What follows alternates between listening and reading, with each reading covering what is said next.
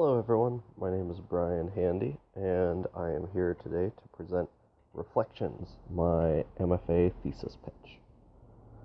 So, one of the most interesting things to me in my first year here was a deep dive on the history of video games and where they came from, origin of the genres, and one of the most interesting things was the origin of sports being a field created with Coliseum and things like that for keeping soldiers athletic even when it was not a time of war. So even though it was a thing that was played for the fun of itself, there were these additional applications.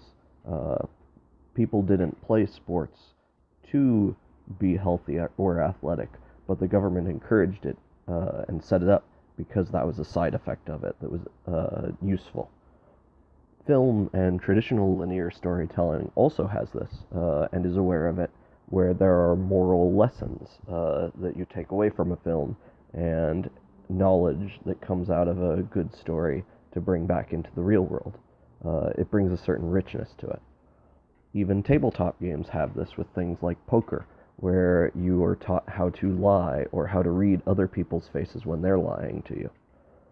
Video games are not quite at that stage yet, and that's what I'm interested in pursuing with my thesis project. With my thesis reflections, I want to explore how to teach social perception through a video game, but not making that the actual focus. So people play the game for the fun of the game itself, while in the process building this real-world skill. My goal is really to focus on that element of it, building out a real-world skill in the same way that real-world lessons are taught through the morals of film, but not being the focus of it. Having social perception, which is interesting to me, be the core of that, and to make an entertaining game that potentially explores Catholic identity in the process, since that seems to fit with the themes well.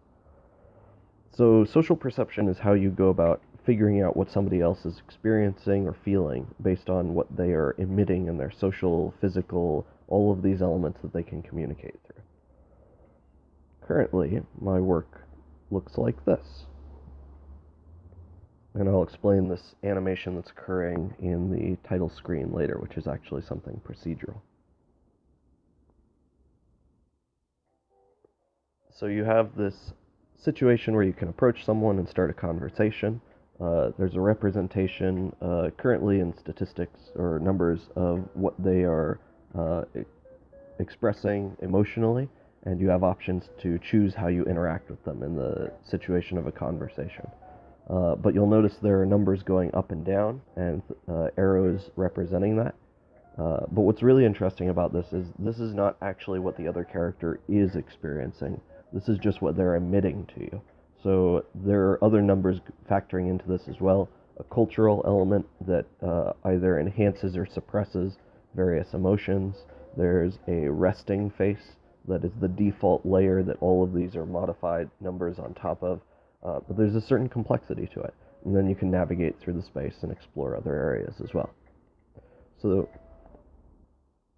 this comes out of a bunch of different prototypes that I've been messing around with and generally been having good results with. I'm really excited about the idea of being in a social space and interacting with it and seeing other characters' reactions to you. That's been some of the most powerful stuff so far. The core loop is that conversation and listening to the other character to see or hear what they're experiencing towards an end goal of influencing them in a positive way. And simple navigation of the world designed for mobile controls. There's some prior works on this that really influenced me that are all around system management, like Roller Coaster Tycoon and FTL. I think that's a great way to learn a system through gameplay, and I want that system to be one that reflects more real-world systems. And social navigation, which Oxenfree is known for recently pursuing in a really good way, with real-time systems, which are great for games. I've also worked on some spiritual and social stuff before in Bonnie's experimental class last year, and that had some really powerful results. Powerful enough that I wonder if I should instead go pursue non-digital games and just go make retreat experiences for the rest of my life. But for today, I'm most interested in the video game applications of that. and combine that with the educational side. This is something that I had before I even joined USC, and I'm really interested in that space and continuing to work there. So for narrative, there's the story of a priest that is really a theme you don't see a lot in, if at all, in video games. Again, my first year, I did another paper on this that was an exploration of religious representation in video games, and we have one game for Judaism that I found showing the life of a rabbi struggling with faith, but otherwise it's mostly Bible trivia games. Exorcist is also up there since it deals with struggling with faith, but I promise this is not a horror video game. I really want to address this space of real-world problems and situations, slightly broken but well-maintained even so and cared for universe. I think that's really interesting and allows me to draw from real-life experiences more, which has given better writing for me in the past. And taking the art direction in the more religious direction as well, since it really plays off these themes of caring for community. But for my own experiences, that means lots and lots of Catholic imagery, so heads up, fair notice on that if anyone's uncomfortable. There's a whole lot of that in the next slide, which is coming up now. This is what I think is the most interesting about the visual appearance of churches. I think they're super pretty. I think the Catholic faith has really gotten down how to create a spiritual space and beauty in a representation in a church. It's something really interesting that also is not explored in video games aside from the occasional Final Fantasy kind of abstraction into a non-real context, which carries very different tones. But this can be simplified. This can be brought, like Book of Kells did, into a simpler representation and still have a lot of the same feelings of light and earthy, woody nature to it, which is really interesting to me. I think there are these elements of stone, wood, cloth, and gold that can really be captured and bring a lot of that across, but it all deals with reflections, which I find fascinating, and I think we need a lot more of in video games, aside from all the problems with ray tracing. So I am exploring having technology in there that would actually allow for some animation to do pseudo-reflections. I think this is a nice little tidbit of a feature that would really encourage people and say, hey, this is something that's different and of quality at an initial appearance, but also really enrich the universe of the world.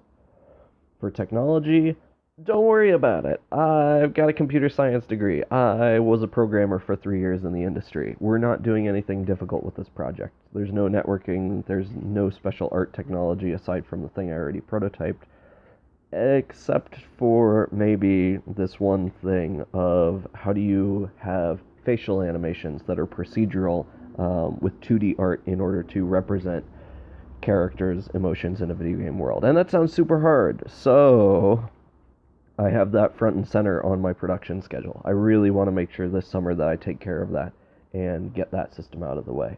Then figuring out with the alpha in the fall, how do you make sure that it's actually doing the teaching once it hits that in the winter and early spring, getting it to actually be filled out with content to build up this world and universe, and seeing if that works with people, and then in the late spring bug fixing and bringing this to the thesis show. I would like to keep a small team size for this, but I think I desperately need a composer and an artist to join me still. Luckily, I already have an artist. My friend Elise Fachon is an ex-Disney animator that has worked with me on a number of projects now, and we have had repeated success, and she has foolishly said that she will work with me on this regardless of how many bad choices I make on it. So I am going to embrace that opportunity until she figures out what the limits of that are. There's a bunch of other positions that I'm interested in. Game designer is a really strong one. Analytics are interesting for mobile. But I think the core of it I can make survive with only a couple people.